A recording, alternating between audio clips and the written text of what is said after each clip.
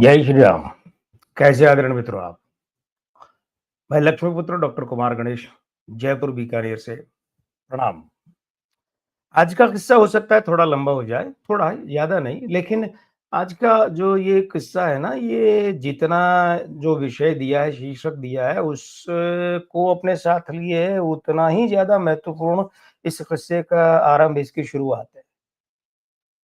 1964 में एक film release हुई थी, हकीकत।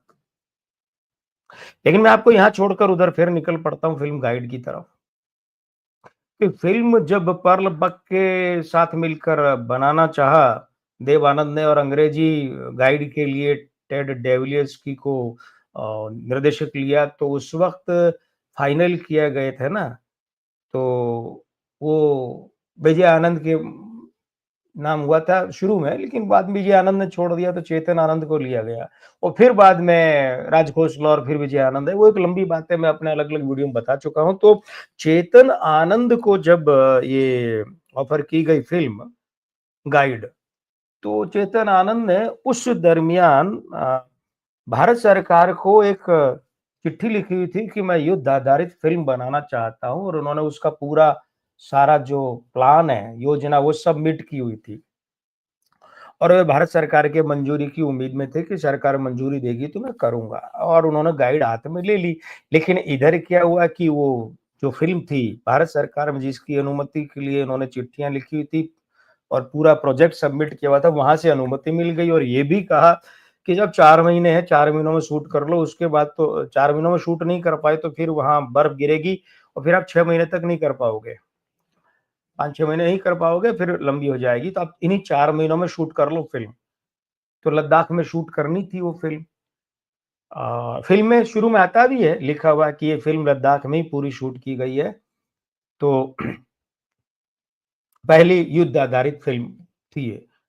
तो चेतन आनंद ने गाइड छोड़ दी, इसमें लग गए। हकीकत प्रामाणिक जैसी, बल्कि यूँ कहिए प्रामाणिक ही मानिए, युद्ध आधारित फ़िल्म थी और भारत की अब तक बनी हुई युद्ध आधारित फ़िल्मों में बॉर्डर से भी ज़्यादा बढ़िया, बॉर्डर बहुत अच्छी रही, वो बात भी सही है। लेकिन बॉर्डर से भी अगर आगे किसी को रखा जाए तो वो इसलिए क्योंकि उस वक़्त हकीकत के सामने ऐसी कोई फ़िल्म थी ही नहीं ना कि वो ध्यान में रखकर बनाते।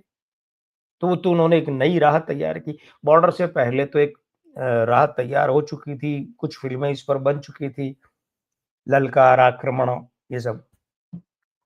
हिमालय फ़िल्म्स बैनर था, हिंदुस्तान की कसम, हीर रांझा, हँसते ज़ख्म, ये सब बनाई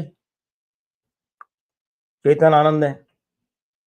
और चेतन आनंद के जो प्रिय गीतकार कैफ़ी आज़मी साहब थे, तो लगभग सारी फ़िल्में एक आध छोड़ दें तो कैफ़ी आज़मी ने की चेतन आनंद के साथ में और निर्देशक इनके पसंदीदा मदन मोहन रहे। और आपको मैं ये याद दिलाता चलूँ कि हकीकत फ़िल्म में धर्मेंद्र थे, जयंत यानी जकारिया साहब, हाँ? वे थे जकारिया साहब, उनका मूल नाम था शायद आरिफ जकारिया, ऐसा कुछ था। अमजद खान के पिताजी, यूँ समझिए।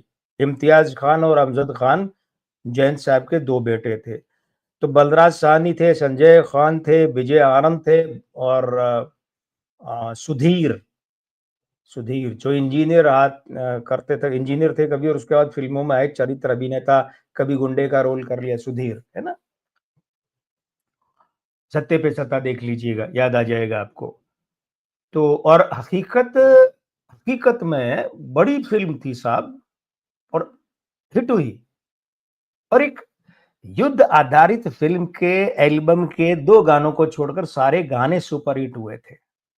मतलब कुल 7 गाने थे इसमें। अब युद्ध आधारित फ़िल्म में 7 गाने, आप सोचेंगे कि जैसे बॉर्डर फ़िल्म थी, तो बॉर्डर फ़िल्म में 2 लव सॉन्ग जैसे थे। एक तो माही माही मोतियों वाला, है ना? जो अक्षय खन्ना और पूजा भट्ट पर फ़िल्माया गया था। और एक था तो चलूँ, सुनील शेट्टी की मधु यामिनी का गीत था और ये 2 श्रृंगार रस के गीत थे। रोमांस और वो श्रृंगार ही हो गए। युद्ध आधारित 2 गीत, एक गीत था वो तो संदेश आते हैं तो था ही और एक अंत में हिंदुस्तान मेरी जान। वो और वो बैकग्राउंड में था और बिल्कुल अंत में जाकर फिर एक भाईचारे को लेकर कि मेरे भाई, मेरे दुश्मन, मेरे हमसाए, ये हरिहरन की आवाज़ों में। लेकिन हकीकत में क्या था? हकीकत के गाने याद हैं आपको? पक्का? मैं याद करवाता हूँ। हो के मजबूर मुझे उसने बुलाया होगा, ज़हर भी जान के दवा खाया होगा। क्या गज़ब बिरहा गीत! यानी कि मिलिट्री में जवान वहाँ मोर्चे पर हैं, वहाँ उनके भीतर से जो एक विरह भाव आता है, इसे बॉर्डर में थोड़ा अलग किस्म से एक गुजरने वाली हवा बता ये सारा दिया गया, लेकिन ये विरह गीत था। मोहम्मद रफ़ी साहब की आवाज़ थी, तलत महमूद साहब की आवाज़ थी, मन्ना डे साहब की आवाज़ थी और बिल्कुल नए नवेले गायक भूपिंदर सिंह, जो बाद में फ़िल्मों में गाने गाए, अच्छे गाए, गज़ल गायक थे। भूपिंदर का गाया हुआ ये पहला गीत था। फिर अब तुम्हारे हवाले वतन साथियों, कर चले हम फ़िदा जानो तन साथियों, अब तुम्हारे हवाले वतन साथियों, रफ़ी साहब का गाया कौन नहीं जानता। इस गाने के बिल्कुल शुरू में जो चीख उभरती है, वो चीख कलेजा चीर देती है साहब।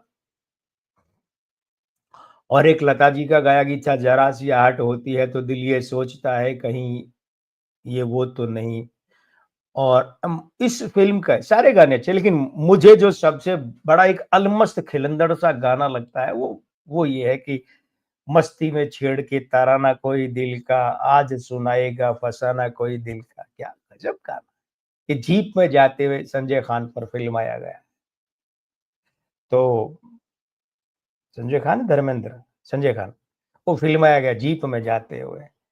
अब उसके बाद क्या होता है? उसके बाद ये होता है कि ये सफ़र का गाना है और इसमें आप ये भी देखिए, ये जो स्थिति है कि इस फ़िल्म के गानों के लिए कितनी मेहनत की थी मदन मोहन साहब ने, कितनी मेहनत की थी। तो अब ये ये गाना गोल्डी पर ही फ़िल्माया गया है, विजय आनंद पर, गोल्डी पर। मस्ती में छेड़ के और फिर क्या था खेलो ना मेरे दिल से ओ मेरे साजना लता मंगेशकर जी का गीत था। आई अब के साल दिवाली ये भी लता जी का गाया हुआ था। और एक गाना गजब मैं ये सोचकर उसके दर से उठा था ये नज्म। मित्रों मैं इस गाने को वो जो प्यासा फ़िल्म का है ना प्यासा भी नहीं कौन-सा कागज़ के फूल का रफ़ी साहब का गाया देखी ज़माने की यारी बिछड़े सभी बारी-बारी। मैं इस गाने को उस श्रेणी का मानता हूँ।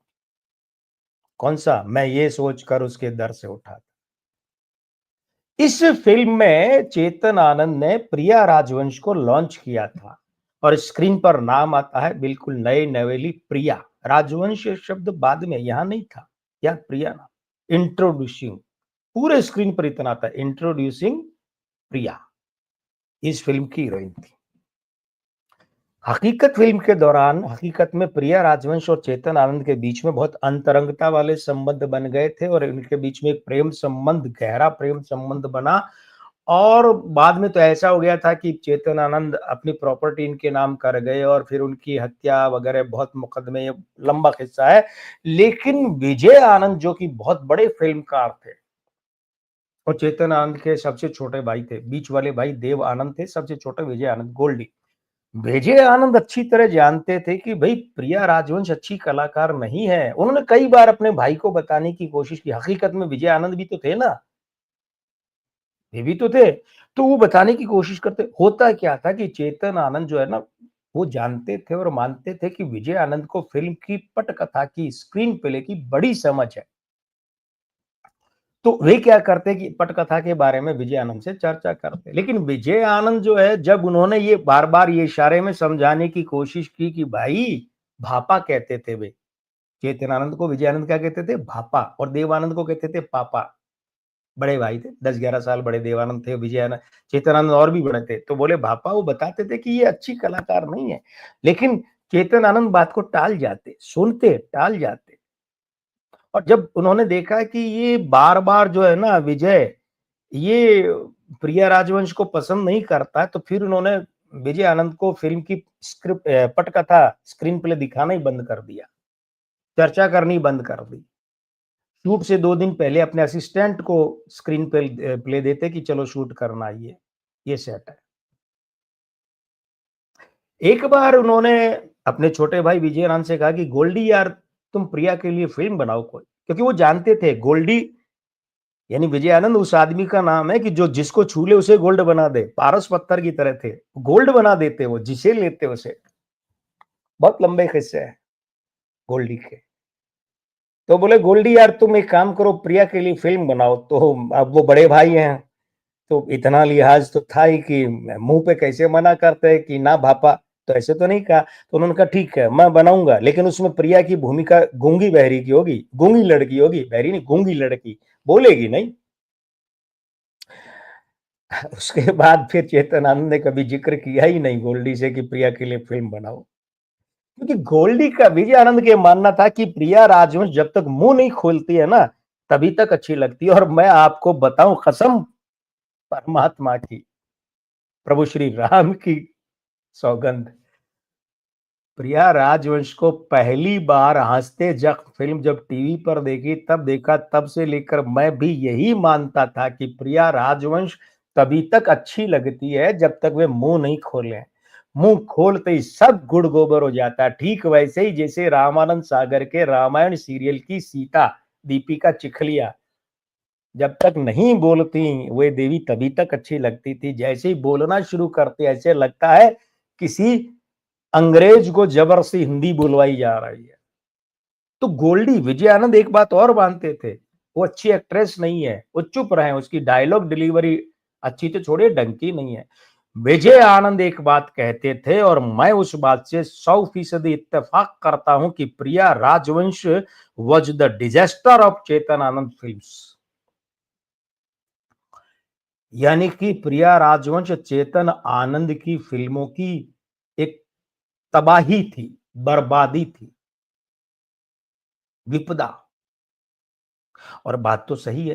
प्रिया राजवंश के अतिरिक्त मोह में आकर चेतन आनंद हर फ़िल्म में उन्हें ही लेते, फ़िल्में पिटती जाती, गाने भले हिट हो, फ़िल्में पिटती जाती, वो बर्बादी के कगार पर आ गए, उनका करियर खत्म हो गया। और तो और इसी प्रिया राजवंश के कारण उनका परिवार तबाह हो गया। प्रिया राजवंश की हत्या के इल्ज़ाम में बेटों को जेल हुई। वो बहुत लंबी बात है कि विजय आनंद कैसे अपने भतीजों को छुड़वाने के लिए लगे रहे। तो कुल मिलाकर विजय आनंद जैसे गुणी आदमी ने जब कह दिया है कि प्रिया राजवंश was the disaster of Chetan Anand films, तो समझ लीजिए कि ये कितनी सख्त लेकिन सटीक टिप्पणी है। और आपकी टिप्पणियाँ जो भी हों हमारे वीडियो के बारे में, आप कमेंट बॉक्स में जाइए, कमेंट सेक्शन में लिखिए, अपनी बात लिखिए, कौन से विषयों पर क्या-क्या किस्से आप सुनना चाहते हैं, वो भी लिखिए।